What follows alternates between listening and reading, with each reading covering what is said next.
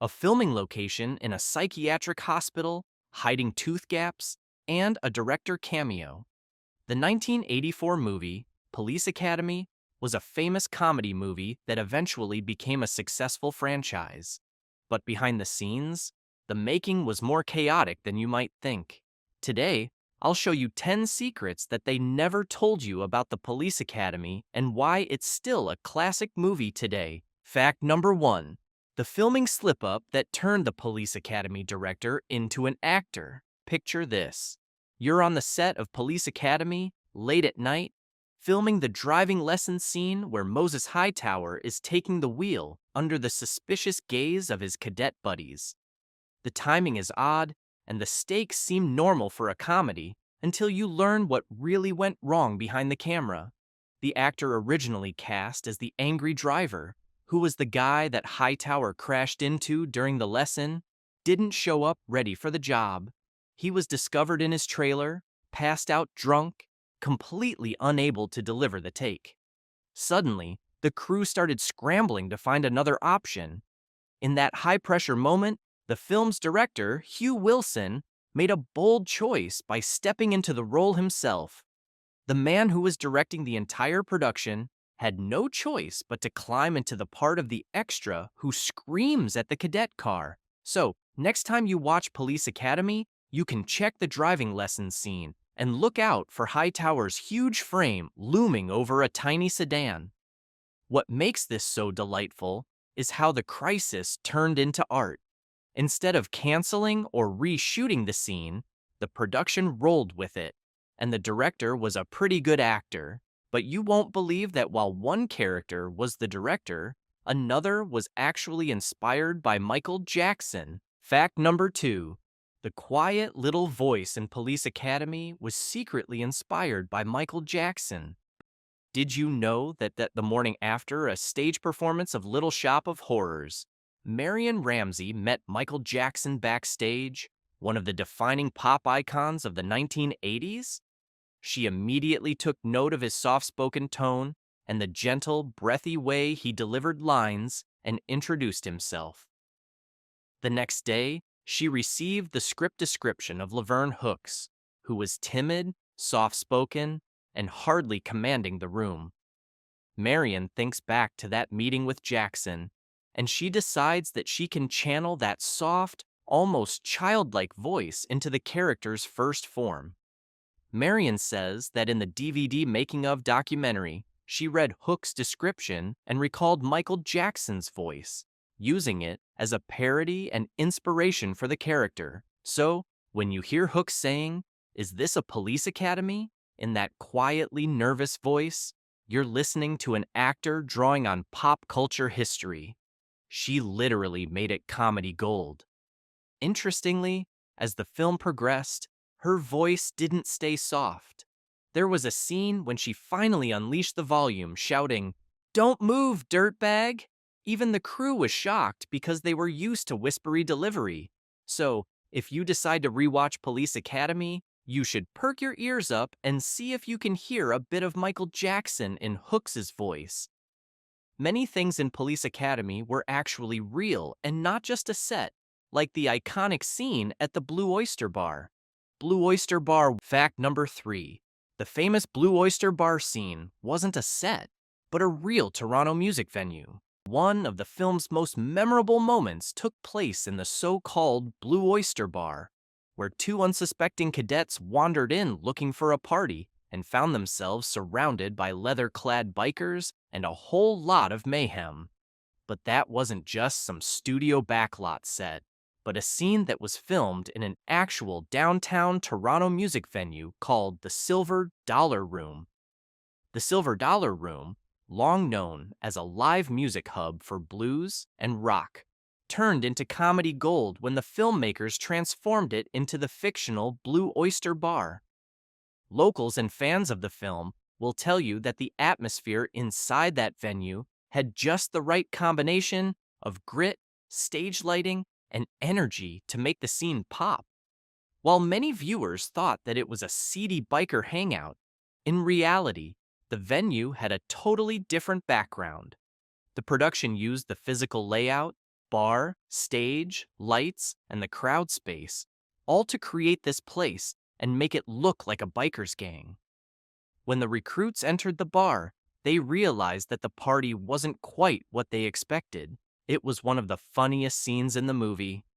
But you can't get to the original Silver Dollar Room today because the building was demolished in 2018 and then redeveloped. Still, the heritage of the site continues to live on. Fact number 4. The stuntman who got fired for growing too tall. Many fans don't know this, but there were some casting ups and downs when making the movie, and one stuntman had to be fired because he went through a sudden growth spurt. When the producers of the Police Academy sequel cast Spade as a skateboarding delinquent, they needed a stunt double who could skate goofy-footed just like Spade did. Hawk fit the bill. So they chose him, until one practical detail threw everything off. By the time filming started, Hawk had grown much taller than before, up to 6 feet 3 inches, while Spade was much shorter at 5 feet 7 inches. The height difference became a visual problem on camera. Hawk remembers on Spade's podcast where he said, "I went through a growth spurt. They were like, I think that guy is too tall." Apparently, the director even said, "He's a pretty good skater, but he's a bad stunt double." The stunt crew tried to compensate for it. A veteran skating director, Stacy Peralta, kept telling Hawk to stay low so that he might appear shorter. But the mismatch was obvious, and he couldn't continue as the stunt double. He was replaced by another skater, Chris Miller, whose height and stance fit Space better. In a twist, even after being fired, Hawk was brought in for at least one critical shot. When Spade slipped out during a 5-step jump, Hawk stepped in to pull it off, so his name still appears in the credits as skateboarder.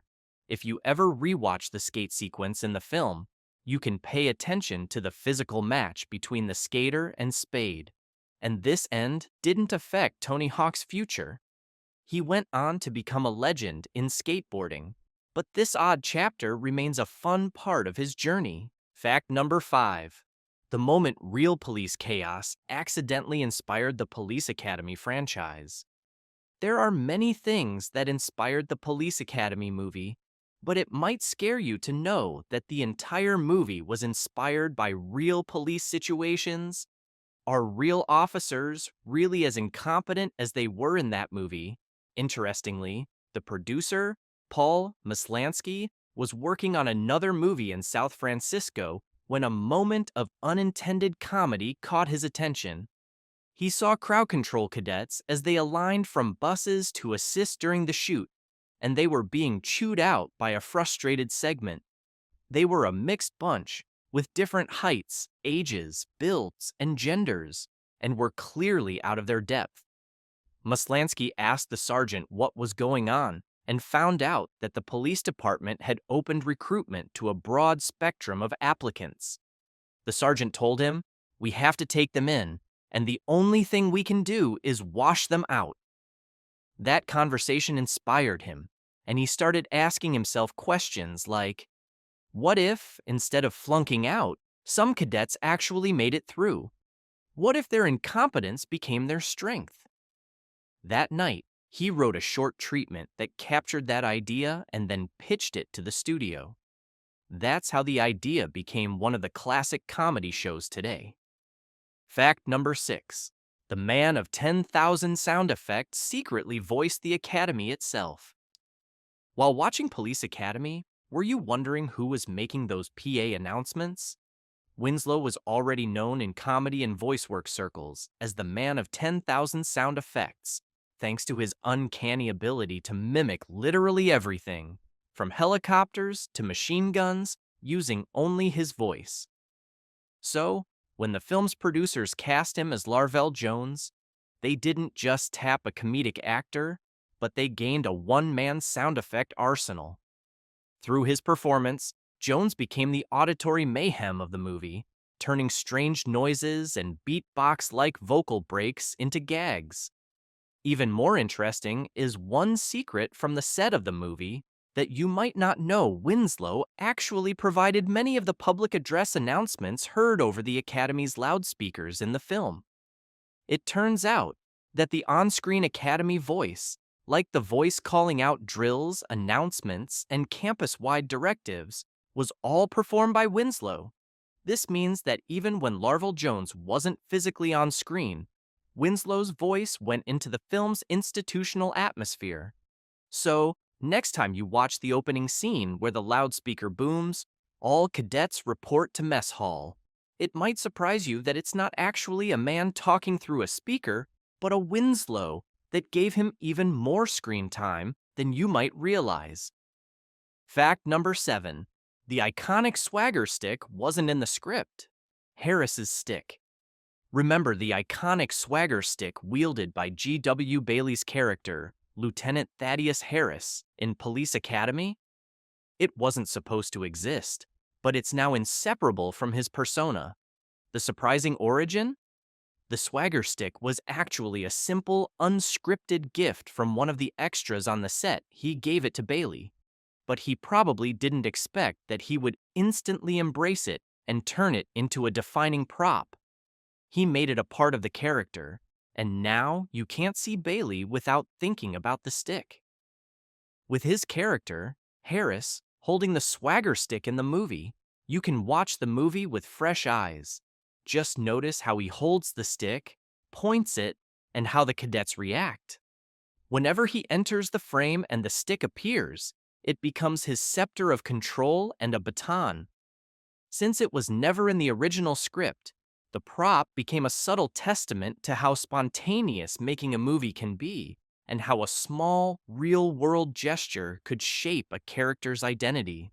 Although Harris's stick is a small detail that you might not have noticed, if there's one shocking fact about the movie, it's where it was actually filmed. Fact number 8. The Academy was actually an abandoned psychiatric hospital. The sprawling red brick academy that you see in the film isn't a set or just a random Hollywood backlot. Instead, it was filmed on the grounds of the former Lakeshore Psychiatric Hospital in the Toronto area. This alone is surprising because it was once a place for treatment and institutional care, only for it to become a training building for law enforcement. The hospital opened in 1889 and then closed as a psychiatric facility in 1979. After it closed down, there was still an extensive campus with institutional architecture, dormitory-style wings, and large courtyards, which seemed perfectly suited to become a political academy. In fact, the production designers saw the former hospital buildings as the perfect embodiment of the training center that they imagined. For the film, key structures such as Building G, which was actually the hospital's administration building in real life, became the on-screen office of Commandant Lassard. Other wings like Buildings 1, J, and K were repurposed visually as cadet barracks. When you watch the movie, you can notice the imposing facades and wide lawns, but these aren't just movie sets, but were all parts of the institution. If you decide to rewatch Police Academy, pause on any exterior shot of the academy, especially when the cadets first arrive. When you look at the long wings, red brick, and institutional windows, it becomes easy to imagine this place as what it is, which is a psychiatric hospital. Fact number 9. The promotion made mistakes that became comedy gold on screen. There were a lot of production quirks that took place when filming the Police Academy movie, and all of these added chaos to the set. Production didn't always go according to plan, but some of the most beloved moments in the film came out because of that. For instance, during the rooftop hostage scene, the director asked Bubba Smith, who plays Moses Hightower, to open his mouth wider so that his lips quivered for the line, "I want to watch you off these pigs." But Smith refused and admitted that he was self-conscious about the gap in his front teeth. This was a pretty funny scene because the director revealed his own teeth gap, which was twice as big, and that broke the tension, convincing Smith to go for it. The tooth gap smile became the signature of Hightower's character. Another quirk was the famous head shaving scene, where cadets Blanks and Copeland get their hair buzzed. It had to be filmed very early before other scenes in the story, but later footage required those same cadets to appear with full heads of hair for them to work around it. Scott Thompson and Brant von Hoffman had to wear wigs in all earlier set scenes so that the continuity wouldn't break. There was also a subplot that involved Cadet Hooks. Originally, the film planned to show Hooks undergo a physical transformation. It started with her in a fat suit, and she emerged slimmer after training, symbolizing her emotional journey. Because of time constraints, they couldn't put the full arc of the story in the final cut, so the subplot was dropped. You can only see a brief shot of the slimmer version in the graduation scene. Even a stubborn door turned into comedy gold.